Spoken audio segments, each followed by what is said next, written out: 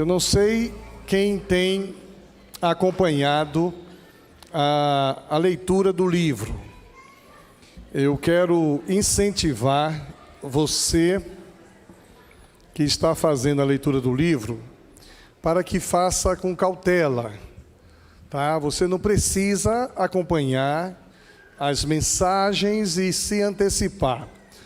O capítulo anterior, o capítulo 4, quando fala da necessidade de nós conhecermos a nós mesmos para conhecermos a Deus, confronta muita coisa do nosso ego.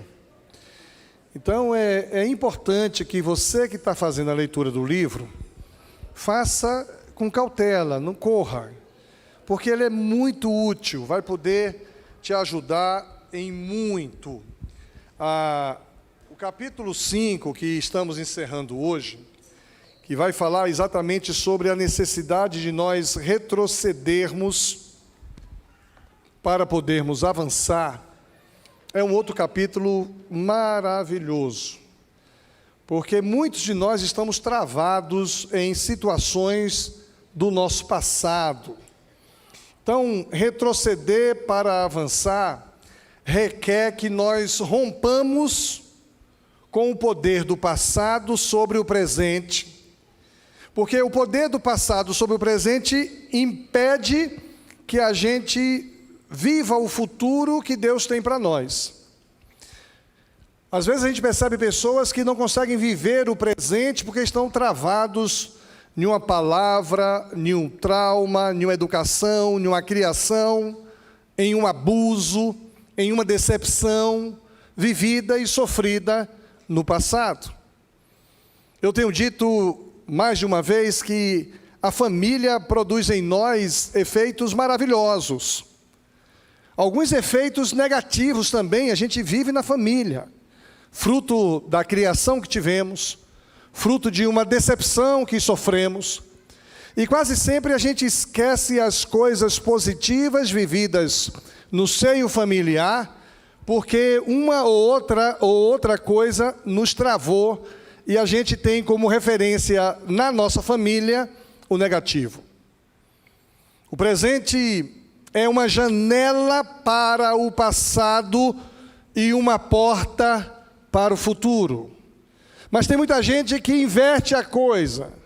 Tem gente que vê o futuro como se fosse uma janela, mas o que tem livre trânsito entre ele é o seu passado. E a gente precisa inverter. Eu olho para o meu passado por uma janela, mas eu caminho para o meu futuro. E quem exemplifica isso melhor na Bíblia é José.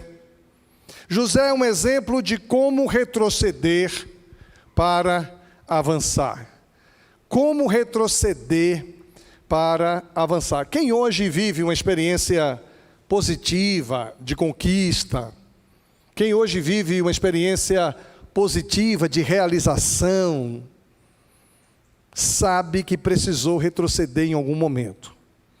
Ninguém é bem-sucedido, ninguém é realizado, ninguém tem uma vida profissional ou pessoal estabilizada sem que tenha retrocedido em algum momento da sua existência. Nós vamos ler agora uma passagem de Gênesis 41, versículo 37 a 40, quando a realidade de José é transformada. José agora, ele vive o melhor dos tempos, numa perspectiva materialista, numa perspectiva social, porque o faraó e seus oficiais gostaram das sugestões de José. Por isso o faraó perguntou aos oficiais: será que encontraremos alguém como este homem? Sem dúvida, há nele o Espírito de Deus. Então o faraó disse a José: uma vez que Deus lhe revelou o significado dos sonhos, é evidente que não há ninguém tão inteligente ou sábio quanto você. Ficará encarregado de minha corte, e todo o meu povo obedecerá às suas ordens. Apenas eu, que ocupo o trono, terei uma posição superior à sua. Então veja, José é colocado como sendo o primeiro-ministro da maior nação daquela época. É como se fosse hoje a pessoa que vai governar os Estados Unidos da América. É como se o presidente dos Estados Unidos da América olhasse para você e dissesse: olha, eu vejo em você que o Espírito Santo de Deus está em você, por isso eu quero que você seja quem vai dirigir toda a economia norte-americana que influencia todo mundo. É você que vai tomar as decisões de invadir, de bombardear, de baixar, de elevar a economia. José sai de uma masmorra, de uma prisão, de um calabouço, de um lugar esquecido, e é colocado no mais alto lugar do mundo antigo. E quando a gente olha para a história de José, a gente vai perceber que a sua família o conduziu para esse lugar escuro, esquecido. Como tantas famílias, a família de José foi caracterizada por grande devastação e tristeza. José é o preferido de seu pai. E eu tenho dito que quando vocês que têm mais de um filho demonstram predileção, vocês estão fazendo um mal tremendo. Ainda que um dos seus filhos precise de mais atenção do que o outro. Então, por exemplo, o filho do meio, quase sempre, o filho do meio tem alguns problemas emocionais. Quem é filho do meio sabe do que eu estou dizendo. O filho do meio, ele se sente usurpado. O primeiro filho, ele nasce e aí ele se sente o rei, tudo gira em torno dele, a casa é minha. Os olhares dos pais não saem para outro lugar, só vem aquele menino, aquela menina. De repente nasce o segundo. Quando nasce o segundo, o olhar dos pais agora é voltado para o pequenininho, mais indefeso. E quase sempre o mais velho tem ciúme, quase sempre o filho mais velho é malvado. Quase sempre o filho mais velho empurra o dedo no olho do filho do que vem segundo. Eu estou aqui contando meus traumas. Porque minha mãe disse que eu recém-nascido, meu irmão mais velho empurrou o dedo no meu olho. Se ela não chega, agora eu estou entendendo por que meu olho é assim. Se ela não chega, ele ia furar o meu olho. Agora você é mais velho? Como é que você é como irmão mais velho? Aí o filho que nasceu ali, o segundo, começa a se sentir protegido. Minha mãe cuida de mim. Minha mãe protege do irmão mais velho. E me protege de tudo. Aí quando eu estou gostando desse negócio, usufruindo ser a atenção de casa, chega o outro. Quando chega o outro, aí os olhares mudam para o outro. Caçula, você é caçula? Por isso que você é assim. Está explicado muita coisa. Aí o caçula recebe atenção, veja, ele recebe atenção do pai, da mãe e do mais velho. Porque o mais velho perdeu para o do meio. Quando chega o mais novo, toma, agora você vai ver o que é bom. E o filho do meio, quase sempre, ele tem alguns complexos, eles têm algumas dificuldades. Então, quem é filho do meio aqui, está fazendo uma análise. Será que eu sou complexado? Está quase chorando depois de introdução como essa. Interessante que a família de José é uma família igual à minha família, igual à sua família, onde a gente vive os momentos melhores da nossa existência, mas também nós vivemos momentos difíceis, que muito nos machuca, que muito nos magoa. E uma das coisas que causou um mal-estar tremendo foi José ser o preferido, o predileto do seu pai. José é mencionado na Bíblia com 17 anos. Ele é um dos 12 filhos de Jacó. Eles eram uma família complicada, misturada. Havia naquela época a concessão de se casar com mais do que uma esposa. E ainda ter outras amantes, que a Bíblia chama de concubina. Imagine o que é a família de José. Um pai, Jacó, com 2 mulheres, mais 2 concubinas, e todos os filhos, tudo isso embaixo do mesmo teto. E olha, se viver com uma mulher é muito bom, é muito bom, e com os seus filhos é muito bom, quando começa a viver com 2 mulheres é demais. 1 é bom, 2 é demais. 3 pior ainda, 4 nem se fala. E a mistura, as competições que há ali, as situações que a gente vai percebendo, uma família complicada, misturada, 2 esposas, 2 concubinas, e todos os filhos vivendo embaixo do mesmo teto. José se apresenta e ele mostra algumas características muito muito naturais de quem está amadurecendo. Por exemplo, José se apresenta imaturo. José se apresenta arrogante. José se apresenta alheio ao fato de que seus sonhos e visões somente o alienava, o distanciava das pessoas, distanciava dos seus irmãos. Isso resultou em uma situação em que os irmãos não queriam estar com José, queriam ficar longe dele. E quando José vem ali andando, lá vem aquele arrogante. Uma vez, conversando com o pastor Guilherme Falcão, que é psicólogo, ele disse: Ilquias, é interessante como Deus é maravilhoso. Eu falei: claro, Deus é muito maravilhoso. Mas por que você está falando isso? Porque quando eu te conheci, Ilquias, você era tão arrogante. Falei: eu? Sim, você era muito arrogante, muito orgulhoso. Já era muito inteligente, aí eu gostei dessa parte. Mas você falava com uma arrogância, e isso afastava as pessoas de você, e hoje você é uma pessoa tranquila, você atrai pessoas. Eu falei: está vendo que isso é tão bom? Eu estou dizendo isso para você porque dá esperança para você. Se alguém te acha arrogante e orgulhoso, né, permita que Jesus na sua vida transforme o seu viver. Então, José se apresentava assim, imaturo, arrogante, alheio ao fato, e isso fez com que os seus irmãos o vendessem. Interessante que quando ele vende, os irmãos fazem um pacto. Papai e mamãe não podem saber. Nós vamos inventar uma mentira. Vamos dizer que uma fera veio e comeu José.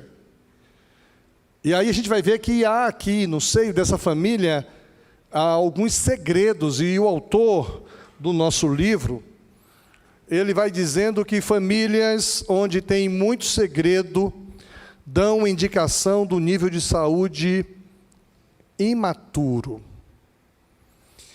Dão indicação de um nível de uma saúde familiar ruim. Há segredos entre os familiares. Tem coisas que acontecem aqui embaixo desse teto que os outros não precisam saber. Existem segredos que papai não precisa saber, que mamãe não precisa saber. Segredos que os filhos não podem saber. E segundo o Scareso aqui, isso mostra que uma família que tem muitos segredos é uma família que não vai gozar de uma saúde familiar, relacional, saudável. A família de José, por esse padrão, estava muito doente. O pai de José, o avô, o bisavô, todos se envolveram em mentiras, em meia-verdades, em sigilos, em inveja. E a Bíblia é maravilhosa porque ela não esconde o defeito dos seus heróis. Gosto muito de um autor, e comentando o livro de Elias, ele diz assim: amo saber que Deus, ao descrever os seus homens e mulheres, o faz com defeito e tudo. Charles Swindoll. Se a Bíblia mostra pessoas com defeito e tudo, eu não preciso ter medo de expor meus defeitos. Eu não preciso me preocupar se os outros vão olhar para mim e perceber que eu não sou perfeito. Bem-vindo ao mundo real. Todos nós não temos perfeição. Seja bem-vindo a uma comunidade composta de pessoas não perfeitas. E aqui nós temos o pai Jacó, o avô, quem foi o avô dele? Isaac. Quem foi o bisavô? Abraão. O bisavô de José foi Abraão. O avô de Abraão foi Isaac. E o pai de José foi Jacó. Aliás, eu fiz um avô de Abraão, está errado. Abraão, Isaac e Jacó. José teve um pai chamado Jacó. José teve um avô chamado Isaac. E José teve um bisavô chamado Abraão. Nessas 3 linhagens, a Bíblia deixa bem claro que os seus pais tinham dificuldade com a verdade, com a transparência. Eram pessoas mentirosas, eram pessoas que falavam meia verdade. Eu tenho dito que meia verdade é uma mentira completa. Eram pessoas que tinham sigilos. Havia entre eles inveja. Isso gera uma perda desastrosa para José. E de uma hora para outra ele perde seus pais, seus irmãos, perde a cultura em que ele vivia, perde alimento, perde a língua. Os nossos irmãos da Venezuela estão aqui tentando entender o que eu estou falando. E o nosso segundo vice-presidente já mandou um recado na liderança: vamos ter que fazer um culto em espanhol. Falei, vamos fazer um culto em línguas aqui. Começar um culto aqui de línguas, no sábado à tarde, adoração em inglês e espanhol, e depois vamos fazer um pequeno grupo em espanhol, vai para lá, pequeno grupo em inglês para cá. Né? Porque o Ricardo mandou. E manda quem pode e obedece quem tem juízo. Então o Ricardo vai ser o responsável por essa organização toda aí. Agora, você não sabe o que é você estar em uma terra onde você não consegue nem se comunicar. Hoje é verdade, nós temos alguns aplicativos aqui que são maravilhosos, né? Bom dia, good morning. É maravilhoso, eu estou com esse aplicativo aqui funcionando já. Posso viajar para o mundo inteiro, só seleciono o idioma. E eu me comunico, mas naquela época não tinha isso. Ele perde a sua língua, ele perde a liberdade de se expressar, de se comunicar, e a liberdade de ir e vir, porque ele é vendido como escravo. Na verdade, ele perdeu a esperança, ele perde tudo isso em um único dia. Lá no Egito foi acusado injustamente. Gente, não tem nada pior do que você ser acusado injustamente. A gente fica com uma ira tão grande. E eu me lembro que houve uma época que eu era caixa de banco, e eu comecei a vender camisetas, e naquele ano eu ganhei tanto dinheiro vendendo camiseta, porque tinha uma inflação alta de mais de 100% ao mês. Eu comprava as camisetas fiado para pagar daqui a um mês. No primeiro dia eu vendi tudo, peguei o dinheiro, coloquei no overnight. Quem é da minha geração sabe o que é overnight. E eu ganhava 100% de juros na aplicação financeira, e voltava lá, comprava mais, vendia mais e aplicava. Eu sei que minha conta bancária estava lá em cima, voando. Aí deu uma diferença na tesouraria, uma diferença alta. Aí vem a auditoria. Quando a auditoria vem, descobrir onde foi que estava o rombo. Aí, de repente, a primeira pessoa que é chamada para conversar com a auditoria sou eu. E aí, gente, a auditoria de banco é um negócio sério. Os caras são frios. E o que você tem estado com saldo elevado em aplicação? De onde veio esse dinheiro? Eu expliquei. Aí disse, e o cara começou a perguntar. Eu deduzi que eu tinha sido acusado injustamente. Eu fiquei com uma raiva.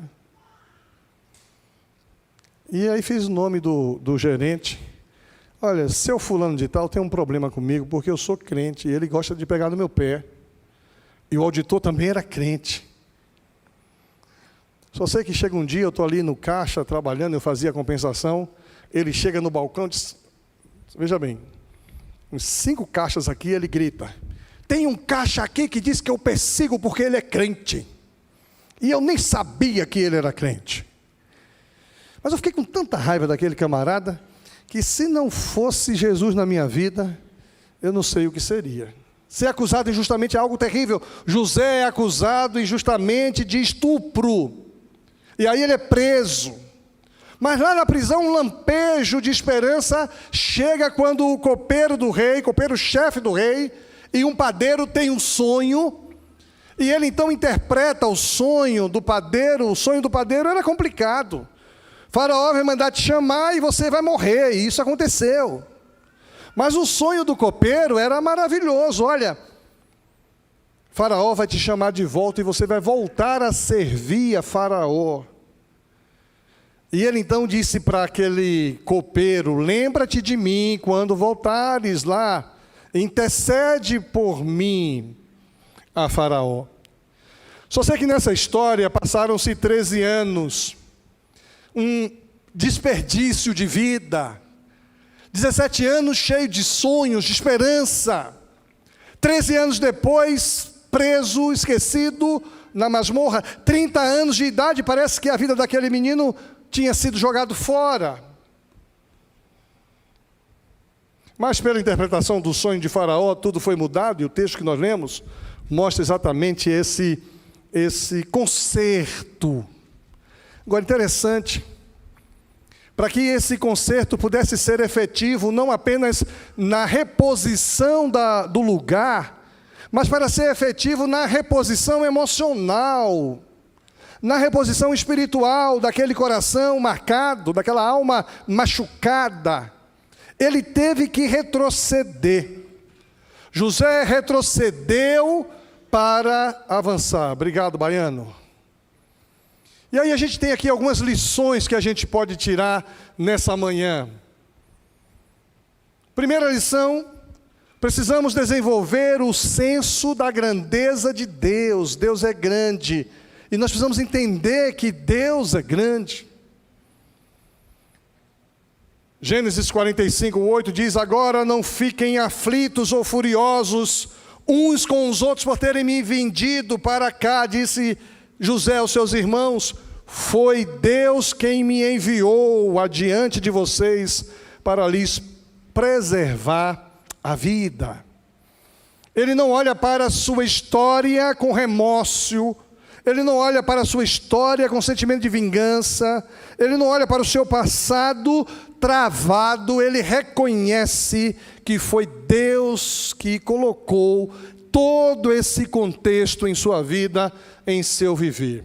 Deus misteriosamente nos conduz em seus propósitos. Deus nos tira das trevas, da escuridão e nos coloca em lugares extraordinários quando a gente revisita nossa história e vê por onde nós andamos, o que nós vivemos, o que nós passamos. Deus é Senhor sobre tudo, Senhor onipotente. Deus tem a nossa história em suas mãos. Deus tem a nossa história sobre o seu domínio. Agindo de maneiras, na maioria das vezes, ocultas a nós aqui na terra, nós não entendemos por que estamos vivendo isso, por que estamos passando por tudo isso. Lá na frente nós vamos entender que Deus é grande e domina tudo. Irmãos, nós estamos vivendo um momento muito especial como igreja. Os irmãos têm sido alvo da oração do Brasil Batista, são mais de 14 mil templos, e oram pela Igreja Batista Lindóia. Talvez até aquele livramento que nós vivemos em maio do ano passado, é porque o povo batista brasileiro tem orado por nós. Vocês não fazem ideia da loucura que é, quinta-feira, eu saio daqui 3 horas da manhã, pastor Nildo me leva no aeroporto, e eu chego em Salvador, 11 da manhã, entro em um carro, vou até meia-noite para o interior de Pernambuco, lá em uma cidade chamada Sertânia. Prego em Sertânia, manhã e noite, à noite saio, eu nunca vivi essa experiência, eu saio do hotel sempre de manhã. Aqui eu saio do hotel 11 horas da noite, para viajar para uma outra cidade chamada Floresta. Uma cidade dividida, do lado de cá de Floresta pertence a uma família. Do lado de cá, a outra família. E vocês que olharem aí o Google vão perceber que há morte entre as famílias. Elas se matam. Eu preguei em uma igreja onde a família ficava de um lado, a família ficava do outro lado. Aí chego 3 horas da manhã, durmo um pouquinho, prego de manhã, vou para o hotel, durmo um pouquinho, prego à noite. E de lá onde eu estava, para Salvador, onde eu tinha que voltar, era 600 quilômetros. Aí termina, o povo quer conversar, a gente quer comer uma pizza, meia-noite, a gente tem um carro para estar no aeroporto 6h30 da manhã, porque o voo sai, eu tinha uma reunião 11h30 no Rio de Janeiro. E eu sem dormir, imagine que loucura. E aí a gente tinha que andar para chegar em Salvador, e eu falei, pastor, nós temos 6 horas para andar 600 quilômetros. O senhor sabe dirigir ligeiro, pastor? Pastor, o senhor quer dirigir? Eu falei, o senhor conhece a estrada? Conheço. O senhor sabe dirigir ligeiro? Sei dirigir ligeiro. Então o senhor vai puxando aí. E eu sempre tomo Dramin, gente, porque aqui atrás eu tenho enjoo. O pastor dirigindo, a mulher do lado, eu não ia tirar a mulher de lá para sentar ali na frente. Aí aqui atrás, que coisa. E eu não podia tomar o Dramin, porque se o pastor não aguentasse, eu ia ter que pegar. Gente, vocês não sabem o que é uma noite inteira andando a uma velocidade que eu não vou dizer de quanto, chovendo, e chega em Salvador, só dou um abraço, rapidamente já entro em um voo. E parece uma loucura o que está acontecendo, né? Mas uma coisa, quando eu olho para a minha história, e quando eu vejo o que eu vivi no passado, os traumas que eu vivi, quando expulso de um seminário que hoje eu sou o presidente. Quarta-feira nós demitimos o diretor daquele seminário que eu fui expulso. Demiti um, contratei o outro. Quando eu olho isso, eu começo a perceber que Deus tem controle, Deus tem domínio sobre a história da minha vida. E o que nós estamos fazendo hoje, aprovamos um programa maravilhoso de integração da educação teológica batista brasileira, mas só foi possível por causa da minha história. O que era um trauma há 35 anos atrás, 32 anos atrás, Deus está usando como bênção no meio do seu povo. Por isso, eu e você precisamos desenvolver esse senso da grandeza de Deus. Deus é grande. E nada do que eu vivo hoje no presente está omisso ao projeto de Deus. Nada do que a gente viveu no passado está em vão. Deus vai transformar tudo isso. Precisamos aprender que em todas as coisas Deus está em ação e nunca perde nada do nosso passado, para orquestrar os seus propósitos no nosso futuro. Mas isso só é possível quando nós amamos a Deus. Isso só é possível quando nós nos submetemos a Deus. O texto diz, todas as coisas juntamente cooperam para o bem daqueles que amam a Deus. Se você ama a Deus, Deus vai pegar a sua história e vai trazer a sua história para um sentido brilhante. Mas eu preciso voltar atrás para retroceder. Em segundo lugar, além de desenvolver o senso de grandeza, precisamos admitir honestamente as tristezas e as perdas sofridas. Interessante que quando a gente admite as perdas que tivemos, como isso nos fez sofrer, como doeu, como machucou. Gênesis 45, 2 diz, José se emocionou e começou a chorar, chorou tão alto que os egípcios o ouviram, e logo a notícia chegou ao palácio. Tem gente que tem vergonha de chorar. Um dos choros mais vividos que mais me marcou a minha vida foi aqui nesse lugar. Em um apelo, depois de um culto que um pastor veio dos Estados Unidos, pregou aqui, eu chorei um choro muito forte aqui. Que choro maravilhoso. Um choro de 10, 15 minutos, na frente do meu povo. Nem sei o que o povo pensou, o que é que o pastor está vivendo chorando desse jeito. Precisamos admitir nossas dores. Muitos de nós somos resistentes em retroceder, porque retroceder implica em sentir de novo. Retroceder implica em trazer a memória, em lembrar aquilo que nos faz sofrer, sentir a ferida, a dor do passado. Alguns de nós começam a sentir-se em um buraco negro, ou em um abismo prestes a nos engolir, porque é pavoroso viver de novo aquilo que nos doeu, que nos fez mal. José chorou muitas vezes, ele não minimizou, ele não racionalizou os anos de sofrimento. Ele viu seus irmãos, foi ali para trás e chorou tão alto que os egípcios ouviram. Interessante que José chorou muitas vezes. Ele reconheceu o seu sofrimento vivenciado durante todo aquele tempo. E às vezes eu só vou ter cura para as feridas da minha alma quando eu revisitá-las. Quando eu olhar para aquilo que me fez mal. Por isso que hoje os gabinetes estão cheios, os consultórios psicológicos, psiquiátricos estão cheios. E a gente trabalha muito. Uma mensagem como essa, por exemplo, poderá fazer você sonhar hoje à tarde com coisas do seu passado. Uma palavra como essa poderá produzir em você um desconforto, porque você vai trazer à memória coisas que te fizeram sofrer. Mas se você souber que Deus é grande e é Senhor sobre tudo, você começa a experimentar a cura para as dores da sua alma. Se você admite o sofrimento que isso te faz sofrer, você começa a experimentar um solo seguro para caminhar. Talvez você precise de um atendimento pastoral, estamos aqui. Eu, pastor Nildo, pastor Vili. Engraçado, estava vendo o pastor Nildo. O pastor Nildo está elegante, gente. Coisa linda, pastor Nildo, está seguindo a minha linha. Marcão também, estou de olho em você, Marcão. Ele estava sentado ali, estou de olho em Marcão. Marcão, perdeu alguns quilos aí. Só que o pastor Vilibaldo, eu não estou vendo ele aqui, hein, Ju? Vamos chamar a atenção do pastor Vilibaldo. Mas você pode marcar com ele também, fofinho assim. Teve uma época que eu peguei tanto no pé do pastor Nildo que eu fiquei constrangido. Falei, não vou pegar mais no pé dele.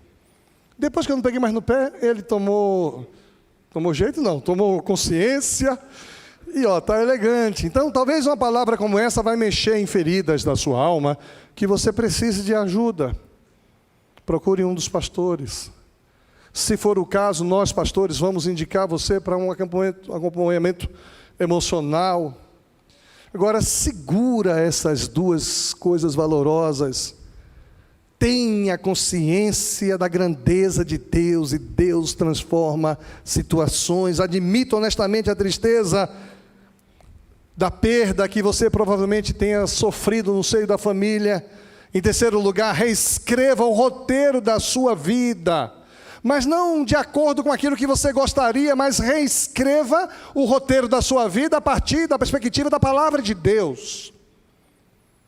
Interessante que, capítulo 41, versículo 16, José respondeu: essa capacidade não está em minhas mãos, mas Deus pode revelar o significado ao faraó e acalmá-lo. Ele reconhecia que era Deus que iria dar o significado. Versículo 28, acontecerá exatamente como eu descrevi, pois Deus revelou ao faraó de antemão o que ele vai fazer. Portanto, o faraó deve encontrar um homem inteligente. Ele não disse, eu sou o cara. Portanto, o faraó deverá encontrar um homem inteligente e sábio e encarregá-lo de administrar o Egito. O faraó também deve nomear supervisores sobre a terra para que reconheçam para que recolham 1/5 de todas as colheitas durante 7 anos de fartura. Encarregar que isso aconteça, e a gente sabe que isso foi que resultou um período de 14 anos de fartura no Egito. José tinha muitas razões para não gostar da sua vida, para dizer a si mesmo: eu não tenho direito de existir, minha vida é um erro, eu sou inútil, não devo confiar em ninguém, não devo me arriscar, não devo ter sentimentos, é doloroso demais, eu sou um fracasso. Mas ele não disse isso. E alguns de nós enfrentam situações do nosso passado e a gente fica com essa retórica, achando que não há sentido no nosso viver. Tanto na família, como nas circunstâncias hoje, nas plataformas. Estou acompanhando países e estados norte-americanos que estão proibindo menores de acessarem a internet, porque já está constatado enfermidades psíquicas na mente de crianças, adolescentes do TikTok e um bocado de coisa. Inclusive, incentivo a tirar-se a própria vida. E agora eu acompanhei nos Estados Unidos, estados não só dos republicanos, que são os conservadores, mas também em um estado governado por democrata, que é liberal, proibindo o acesso de adolescentes à internet. Por quê? Porque tem sofrido bullying na internet. Nossos adolescentes não têm maturidade de proteção, e alguns pais deixam livremente. E quando um pai diz assim: deixa eu ver aqui o seu celular, não invada a minha privacidade.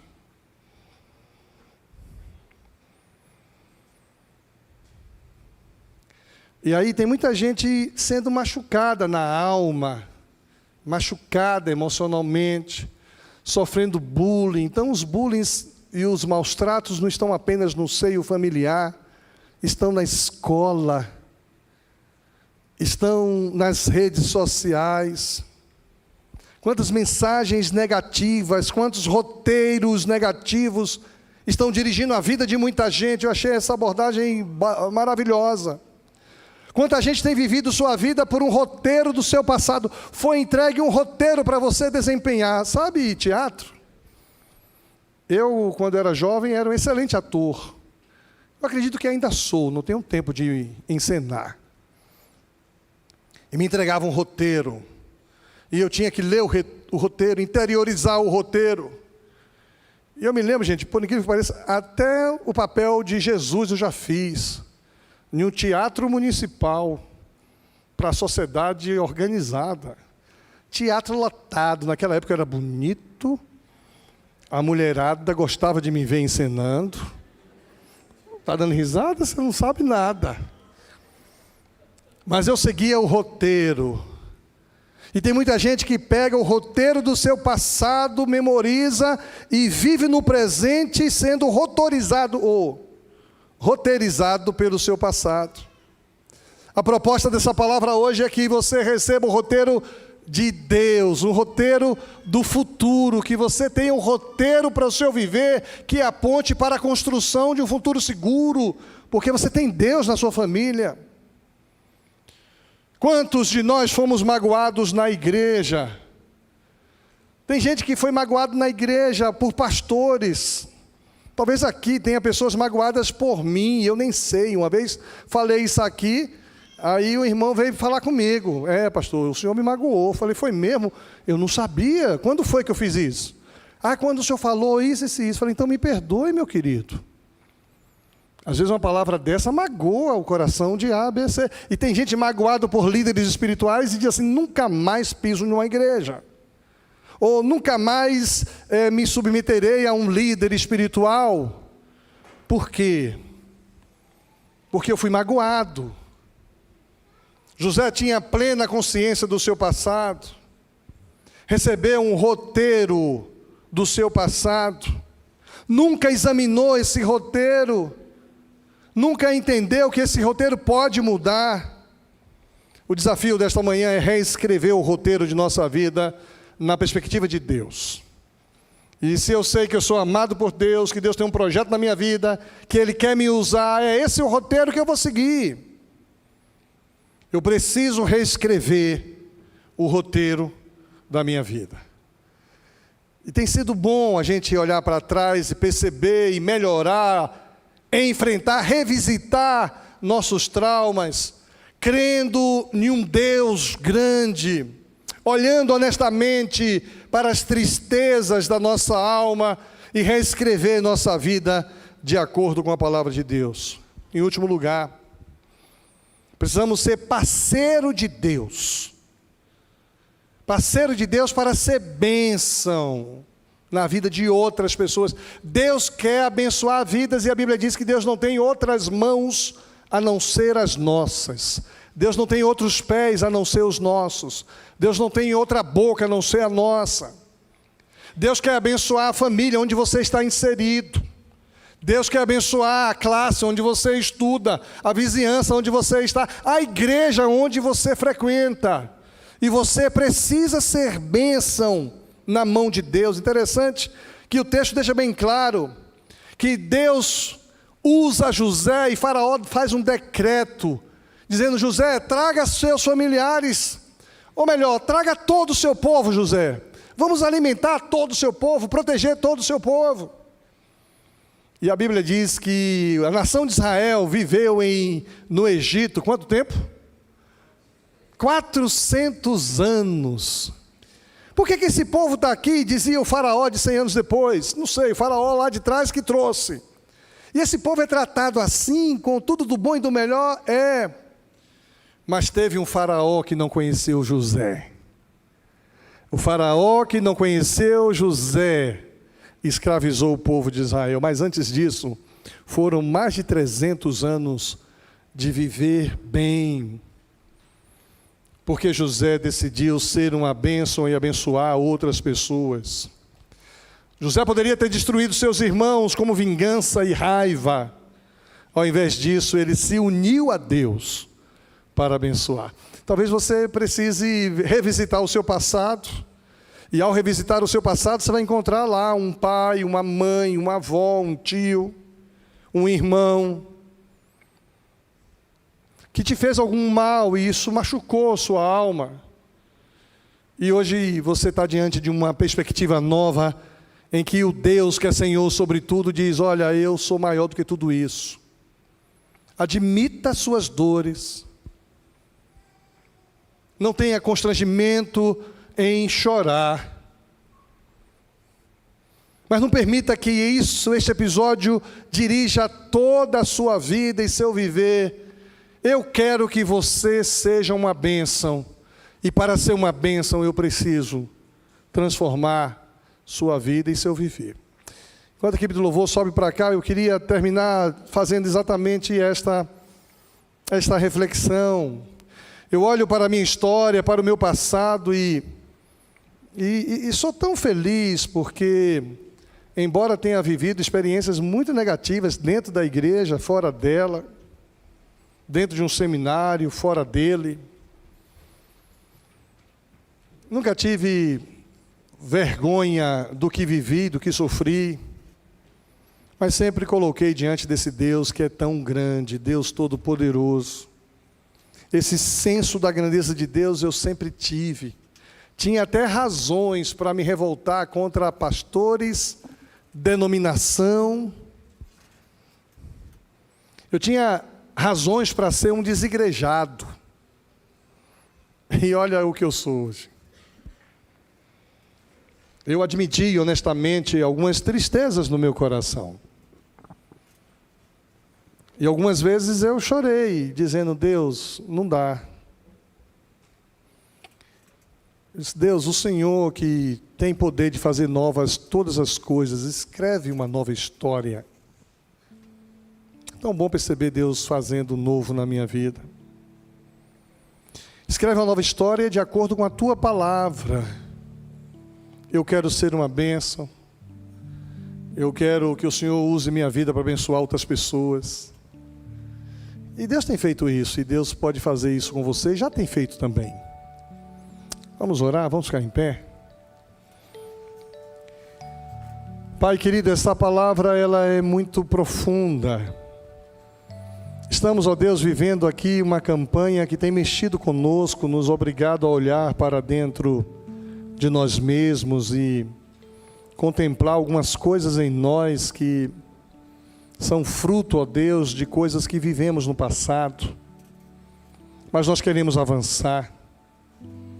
E nesta manhã nós somos desafiados, ó Deus, a retroceder para avançar depois. Por isso nós precisamos que o Senhor, com todo o seu poder, esteja presente em nossa vida, em nosso viver. Que o Senhor entre com consolo quando chorando estivermos vivendo e revisitando as dores do nosso passado, mas que a gente experimente o consolo do Senhor. Nos ajuda, Senhor, a reescrever os passos futuros. Nós não queremos, ó Deus, estar escravizados a um passado tão distante que ainda inferniza o nosso presente. Mas nós queremos que através da Tua palavra o Senhor reescreva, ó Deus, a nossa história. Porque nós queremos ser uma bênção. Queremos ser instrumento em Tuas mãos. Por isso, Deus, abençoe nossas vidas de tal maneira que a bênção do Senhor em nós ultrapasse a nós mesmos e que nós sejamos bênção na vida dos outros.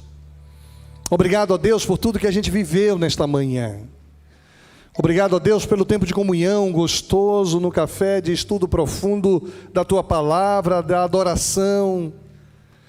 E nessa hora, Pai, nós queremos colocar diante do Senhor o nosso dia, tudo que havemos de fazer. Abençoe-nos logo mais à noite, que tenhamos um tempo precioso em Tua presença. Obrigado pelo que o Senhor tem feito no meio da Tua igreja, e muito obrigado por tudo que o Senhor ainda vai fazer. Quero pedir, Deus, que se de alguma forma alguém ficou desconfortável com o que ouviu nesta manhã, que o Senhor entre com providências em nome de Jesus, e que elas experimentem não só o consolo, mas também a cura, a provisão, a direção, o poder do Senhor, porque o Senhor é um Deus grande, que transforma um passado sofrido em um futuro glorioso. Usa-nos como instrumento em Tuas mãos. Em nome de Jesus. Amém.